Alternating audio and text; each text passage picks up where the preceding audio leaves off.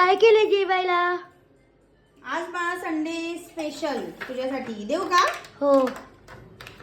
चला आता हे केलेलं आहे सूप छानस.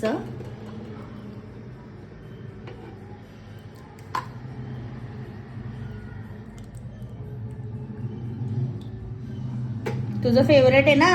हो. म्हणलं संडे चला आज काहीतरी वेगळं करावं. ही शेव छानशी है ना?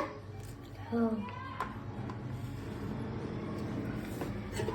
हे आहे फ्राय राईस.